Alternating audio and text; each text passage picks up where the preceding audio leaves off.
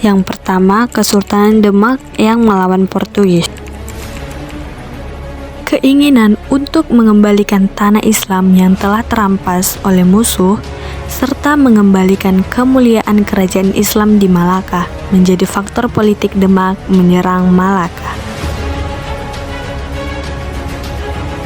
Adapun secara ekonomi, faktor pendorongnya adalah keinginan Demak untuk menguasai Selat Malaka merupakan jalur perdagangan internasional. Pada masa pemerintahan Raden Patah, Kesultanan Demak sudah mengadakan perlawanan terhadap Portugis yang menduduki Malaka. Raden Patah mengirim pasukannya di bawah pimpinan Pati Unus putranya yang menjadi Bupati Jepara untuk menyerang Portugis di Malaka. Ekspedisi pertama Pati Unus untuk menyerang Portugis terjadi pada tahun 1512.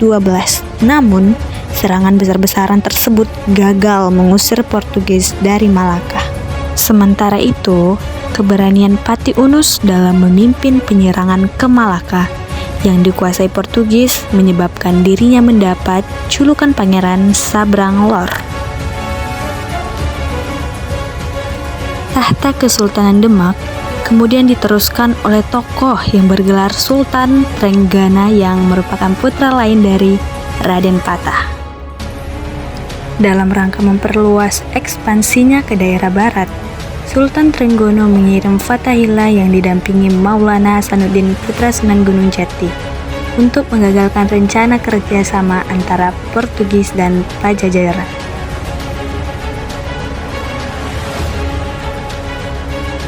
Pada tahun 1527, Fathahillah Maulana Hasanuddin menyerang kedudukan Portugis di Sunda Kelapa. Serangan tersebut berhasil mengusir Portugis dari Sunda Kelapa. Selanjutnya, pada 22 Juni 1527, nama Sunda Kelapa diganti menjadi Jayakarta atau Jakarta yang berarti kemenangan yang sempurna. Fathahillah diangkat oleh Sultan Trenggana sebagai wakil Sultan Demak yang memerintah di Jayakarta. Pasangan Maulana Hasanuddin memerintah di Banten. Yang kedua, perlawanan Kesultanan Aceh. Portugis menganggap perkembangan Aceh sebagai ancaman. Oleh karena itu, Portugis berupaya menghancurkannya. Pada 1523, Portugis melakukan serangan ke Aceh yang dipimpin oleh Henry Guez dan di tahun 1524 dipimpin oleh De Souza. Namun, semua serangan berhasil dipatahkan. Portugis tidak menyerah dan terus berusaha mencari cara untuk melemahkan kedudukan Aceh, sehingga kapal-kapal Portugis terus mengganggu kapal-kapal dagang Aceh.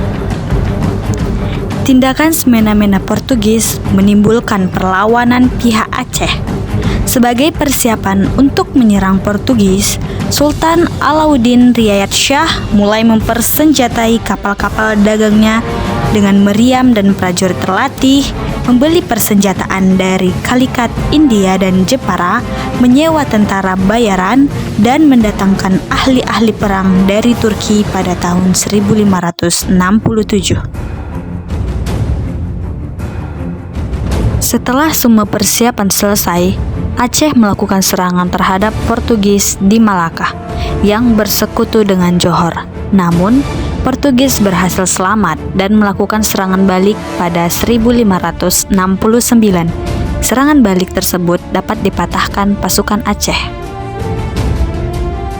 Sultan Iskandar Muda tercatat sebagai penguasa terbesar Kesultanan Aceh. Di bawah kepemimpinannya, Aceh melakukan serangan terhadap kedudukan Portugis sebanyak 2 kali. Serangan pertama terjadi pada tahun 1615, sedangkan serangan kedua terjadi tahun 1629. Pada serangan kedua, armada laut Aceh mengalami kekalahan besar di Pelabuhan Malaka. Yang ketiga, perlawanan rakyat Ternate. Akibat monopoli perdagangan rempah-rempah oleh Portugis, rakyat Ternate hidup sengsara. Akibatnya, rakyat Ternate dipimpin oleh Dajalo pada tahun 1533 melakukan perlawanan terhadap Portugis. Pada awalnya, rakyat Ternate meraih kemajuan besar, namun kemudian berbalik terdesak setelah Portugis mendapat bantuan pusaka dari Malaka. Kemudian, penyerangan kembali terjadi karena Portugis sering melakukan pemerasan. Kali ini, perlawanan dipimpin oleh Sultan Khairun atau Hairun. Melalui tipu muslihat, orang Portugis berhasil membunuh Sultan Khairun dalam suatu perundingan. Meskipun demikian, perlawanan rakyat Ternate harus berlanjut di bawah pimpinan Sultan Babullah, penerus tahta Ternate pada tanggal 28 Desember 1577. Sultan Babullah berhasil mengusir Portugis dari negerinya.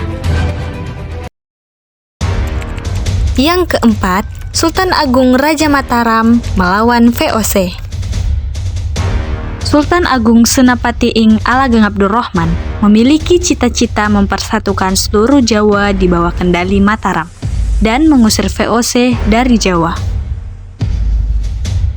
Untuk mewujudkan cita-cita tersebut, Sultan Agung bermaksud membendung usaha-usaha VOC menjalankan penetrasi politik dan monopoli perdagangan. Salah satu upayanya adalah menghancurkan loji VOC di Jepara pada tanggal 18 Agustus 1618. Pihak VOC membalas dengan menghantam pertahanan Mataram di Jepara. Sejak itu, sering terjadi pertempuran di antara keduanya. Sultan Agung juga bermaksud mengusir VOC dari Batavia untuk dilakukan serangan besar-besaran terhadap Batavia.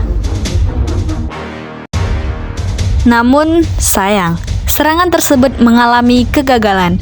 Sultan Agung wafat pada tahun 1645 dan sepeninggalnya pengaruh VOC mulai masuk Mataram. Yang kelima, Sultan Ageng Tirtayasa melawan VOC. Keinginan VOC untuk melakukan monopoli perdagangan lada menjadi sumber konflik antara Banten dan VOC. Puncak konflik terjadi ketika Kesultanan Banten dipimpin Sultan Ageng Tirtayasa. Perlawanan terhadap VOC mereda setelah terjadi perselisihan antara Sultan Ageng dan putranya, Sultan Haji atau Pangeran Abu Nasar Abdul Qahar. Kesempatan ini tidak dilewatkan oleh VOC untuk melancarkan taktik divide and impart. VOC membantu Sultan Haji dan berhasil menangkap Sultan Ageng. Sultan Haji diangkat oleh VOC sebagai penguasa Banten dengan menandatangani konsensi yang merugikan Banten. Dan yang terakhir, Sultan Hasanuddin melawan VOC.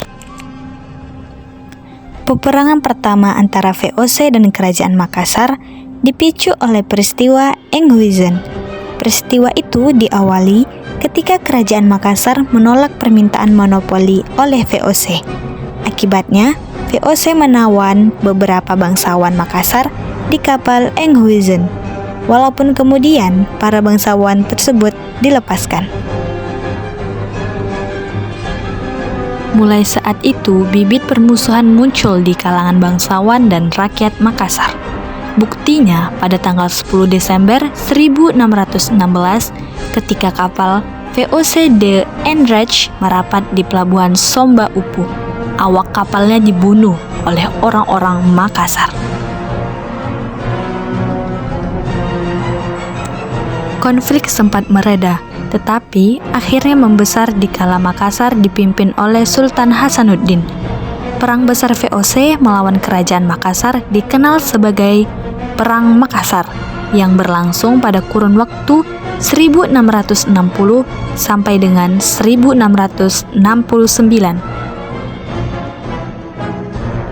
Sultan Hasanuddin memimpin pasukan Makassar dengan daya juang yang tinggi.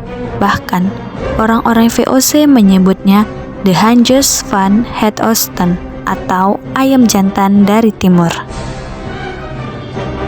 VOC dengan dibantu Arupalaka petinggi kerajaan Bone dan beberapa petinggi kerajaan Makassar yang berkhianat, akhirnya berhasil mengalahkan pasukan Sultan Hasanuddin.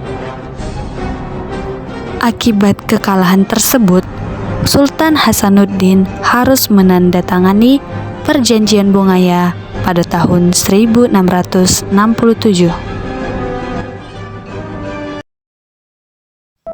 Nah, itulah penjelasan dari perlawanan bangsa Indonesia terhadap kolonialisme.